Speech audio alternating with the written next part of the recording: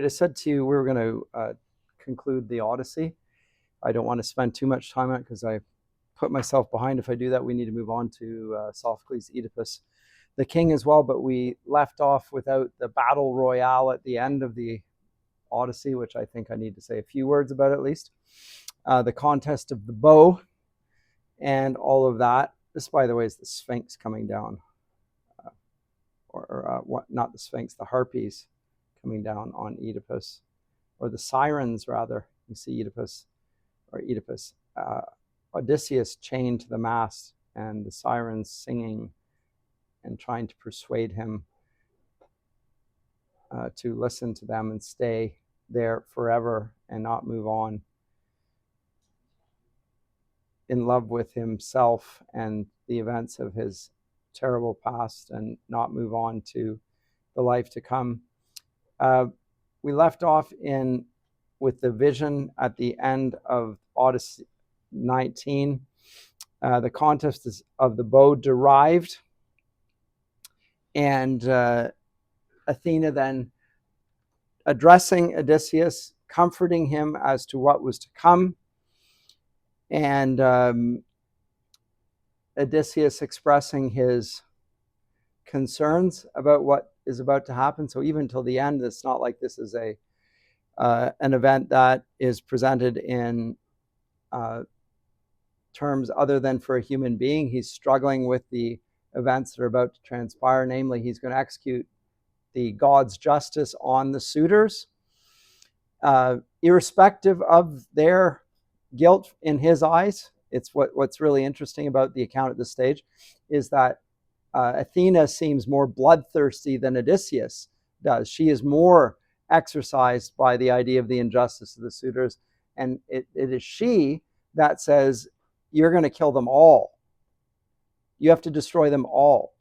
And if on one level it seems rather extraordinary and inhumane and unjust, because I think Odysseus, that's his qualms about doing just that. But from the gods' point of view, who are representing justice, it's showing how much higher the gods' standards of justice is than the humans on this.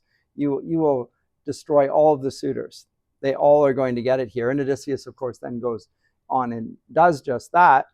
But there you can see that there's within him, on a human level, a little bit of compassion, sympathy.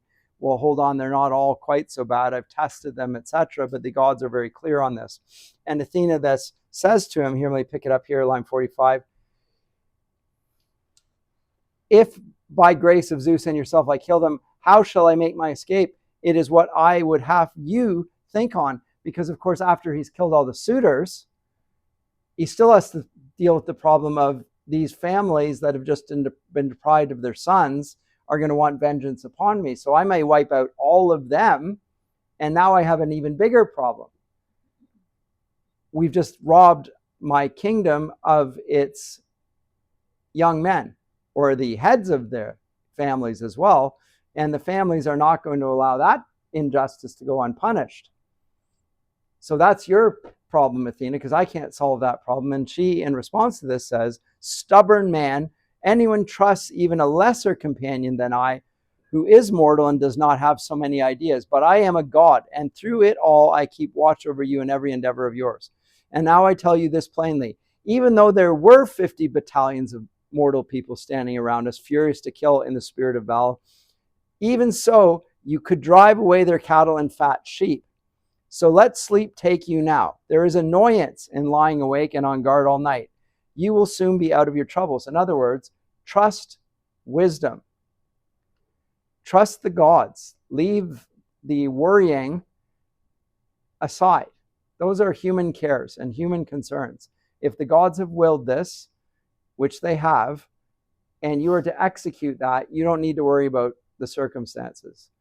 So again, it's the sort of advice that is given in the gospel accounts that Jesus says about not worrying about tomorrow. There's no sufficient care in the day for today's worries. Don't worry about that. There's this sort of appeal to a providential oversight on behalf of the gods represented in Homer's work here.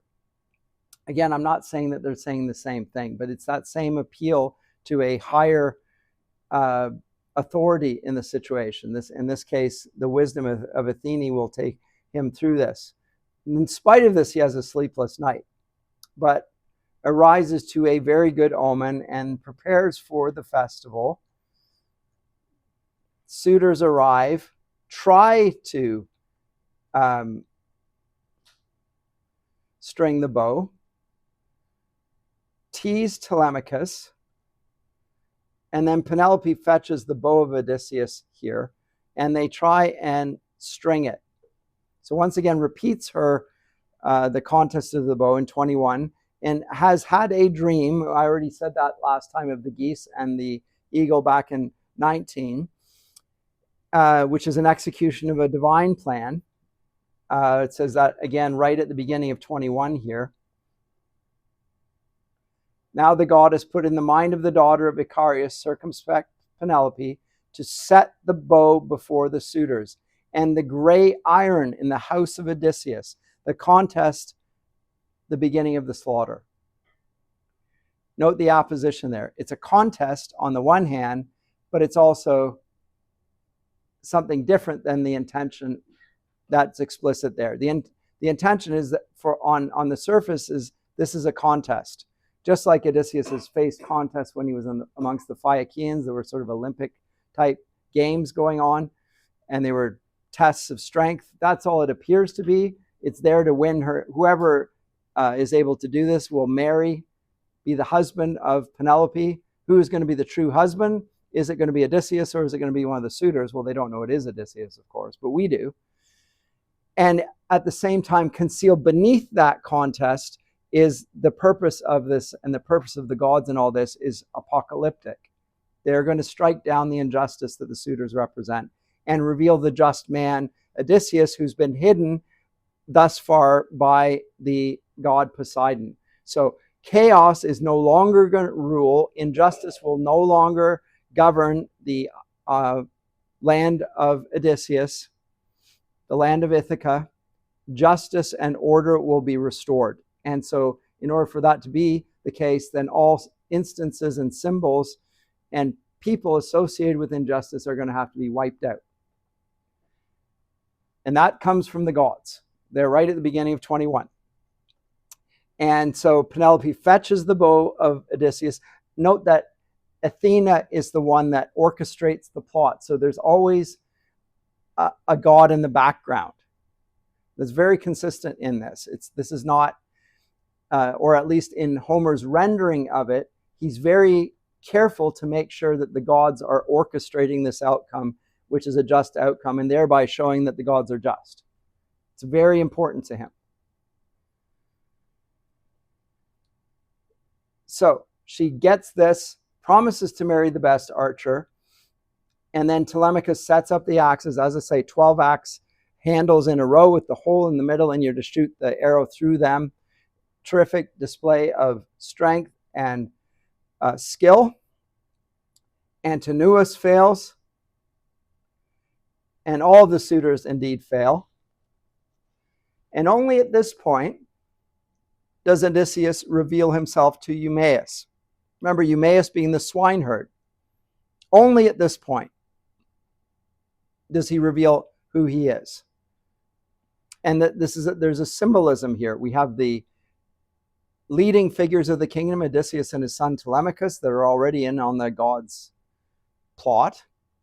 And now Eumaeus, the bottom of the social rank, will also know it. So there will be total justice done here. But now it comes for him to be brought in on this. And so he says, therefore I will tell you the truth, and so it shall be. If by my hand the god overmasters the lordly suitors, then I shall get wives for you both, and grant you possessions and houses built next to mine, and think of you in the future always as companions of Telemachus and his brothers. But come now, let me show you a proof that shall be manifest, so that you may know for sure and trust my identity. That scar which once the bow with his white tooth inflicted on me when I went to Parnassus with the sons of Autolycus. So he spoke and pushed aside the rags that covered his great scar. So the scar reveals the identity of the man, and he recognized it just as much as Eurycleia the nurse would have. he remembers him when he was a younger man. And the scar reveals the identity of the man as much as his name does, because the scar is something that almost symbolizes Odysseus. This is a man of scars. He's taken the blows of life. He's suffered. His suffering is a part of his identity. And his suffering, he's not been overcome by his suffering. He has overcome it. His passions don't rule him. His reason does. He overrules the suffering in his life. It does mark him. It identifies him as a man that overcomes suffering. His head rules in all things. He wills it to be so because of his great character. And when these two had examined it and recognized everything, they burst out weeping and threw their arms around him. Because that's the sign. They can't dispute it. They kiss him on his head and shoulders, and Odysseus kisses their head and hands. Now the sun would have gone down while they were still clamoring had he not stopped them and said, let's go on and do this. And Odysseus, at this point, asked for his try at the bow. Remember, Penelope has no idea who he is. He has not revealed himself to her. Neither has Athena revealed him to her. And they say, let him have a shot. And they object because this is a beggar. Like, this is embarrassing that he should even attempt to vie for the hand of Penelope. It's degrading. We don't want to be compared to a man like this. This guy's scum. And Penelope responds, Antinous, it's neither fair nor just to browbeat any guest of Telemachus who comes to visit him. Hospitality. Don't treat our guests with disdain. Do you imagine that if this stranger, in the confidence of hands and strength, should string the great bow of Odysseus, that he would take me home with him and make me his wife? No, he himself has no such thought in the heart within him. Let none of you be sorrowful at heart in his feasting here for such a reason. There is no likelihood in it. And then back and forth, and she sends him away. But nonetheless, Odysseus gets his shot, and he does something that the others couldn't even do. He bends the bow. First of all, it has flexibility to it, but it's a really strong piece of wood. He bends it and at the same time throws the loop around it so that it stays taut. It's an act of skill. You have to manage to bend it with both hands and at the same time throw around the loop before it snaps back out. So it's very taut. He does this, strings it, and then calls Eurycleia, who, remember, knows who he is. Eurycleia is the nurse who's seen the scar, and tells her, shut the doors behind me so that no one gets out. Again, the sense of doom, the foreshadowing of what's to come. Like, there's all sorts of instances here of revelation, but also foreshadowing. And the tension builds, just like the tension of the string on the bow is taut. So here, as he's about to tell us the slaughter of the suitors, that same tension is being displayed in the text. So close the doors and don't let anyone in. And as she does this, bars the doors, he shoots through the axes. He plucked in his right hand, he tests the bowstring, and it sings like the voice of a swallow. A great sorrow fell now upon the suitors, and all their color was changed. And Zeus, showing forth his portents, thundered mightily. At this point, it's like Thor. The thunder claps, and judgment is coming. They know that's a bad sign at this point. The thunder, you know what comes after the thunder? The lightning bolt.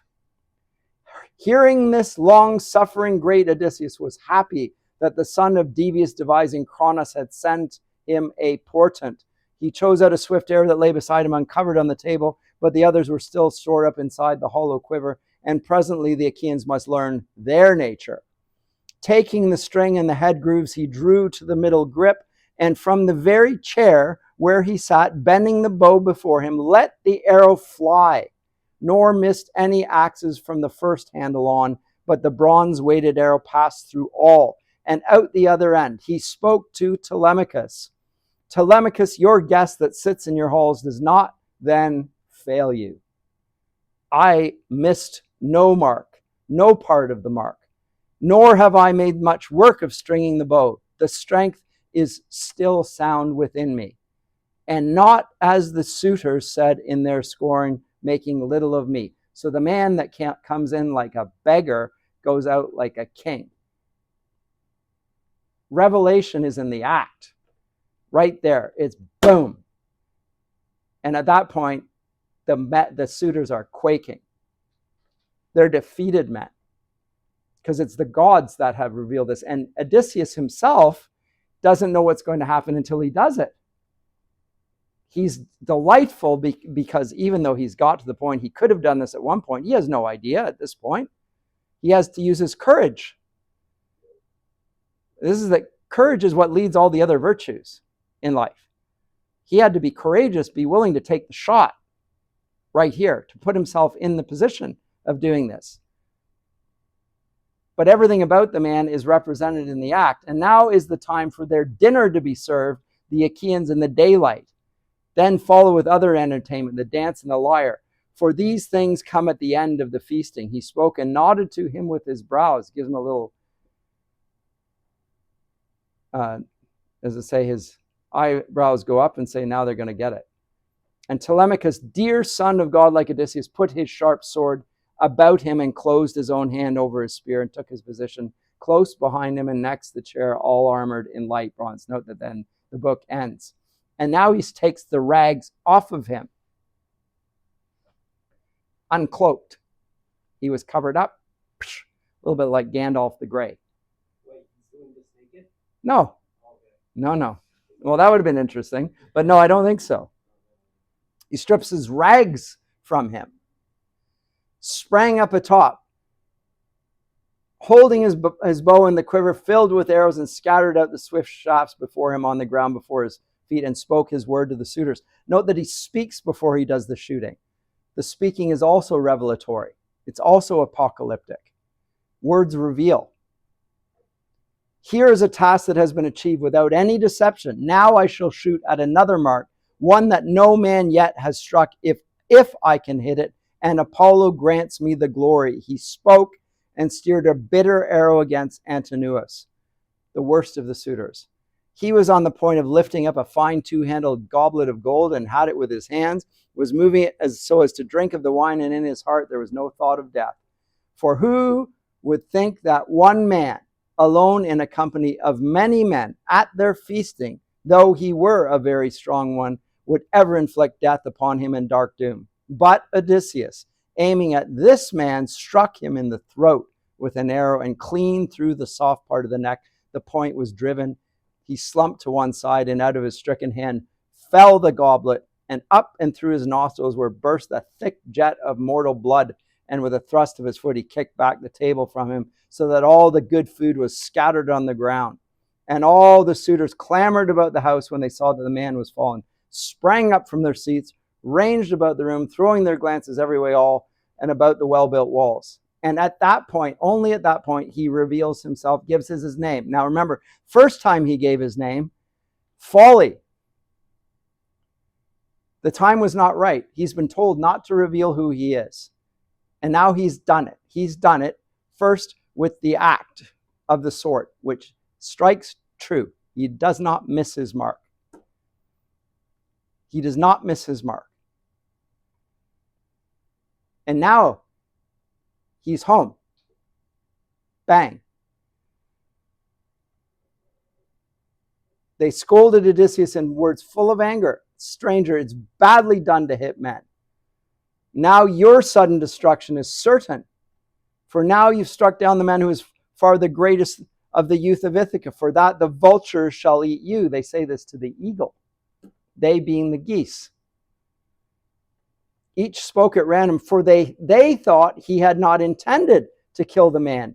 Poor fools, says Homer. And they had not yet realized how over all of them the terms of death were now hanging. And looking darkly upon them, resourceful Odysseus answered, you dogs, you never thought that I would any more come back from the land of Troy, and because of that you despoiled my household and forcibly took my serving women to sleep beside you, and sought to win my wife while I was still alive, fearing neither the immortal gods who hold the wide heaven, nor any resentment sprung from the men to be yours in the future. Now upon all of you the terms of destruction are fastened. So he spoke, and the green fear took hold of all of them, and each man looked about him for a way to escape sheer death. And they look around for the weapons they brought in, they find they're all gone, because Telemachus has taken them all away, and they're all hidden away. So they have no defense, and they say, he's still only one, he can't kill us all at once. So they rush at him. Anyway, so the unveiling here, the apocalyptic, the slaughter of the suitors, is a sign of divine judgment. It's a story that began with the gods. It was initiated by the gods' hatred of injustice and of the injustice done to a man who is just, who is wise. Wisdom should not be disgracefully handled in life. Wisdom will be rewarded. This is in full consonance with what the Bible says about the treatment of the wise. So read Proverbs, and it will give you the account of Lady Wisdom. There are two women crying out in the streets. There's Lady Wisdom on the one hand. There's the lady like a harlot that will lure you down into Beth, an adulterous woman.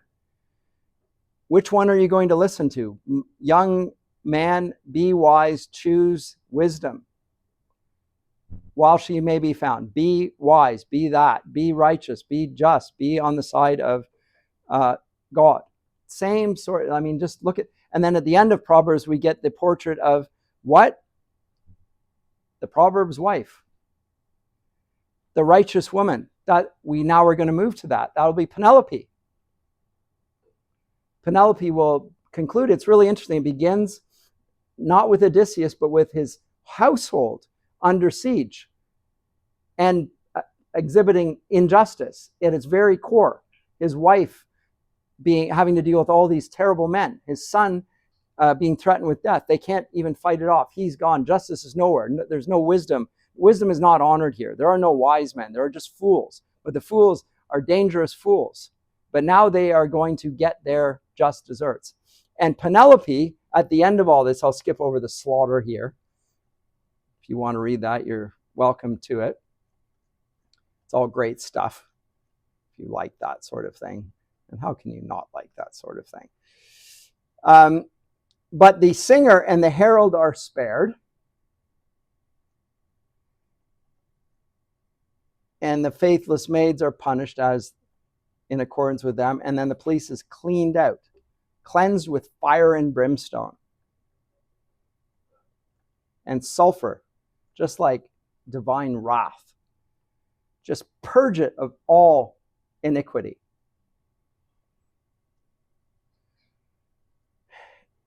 In 23, the old woman Eurycleia goes to Penelope and tells Penelope Odysseus is home. As you can imagine, any figure that represents wisdom in the Odyssey, how do you think Penelope is going to respond to the news that her husband's home? Is she going to run out because she's been crying her eyes out, wishing that he were home? And now he's home, and what's she going to do? Is she going to run to him? Of course not. But in any normal story, of course she would. She's at least going to want to see. She said she does not believe it for a second. Now, there's partly something in modern psychology will talk about being in a state of depression and not wanting to get your hopes up.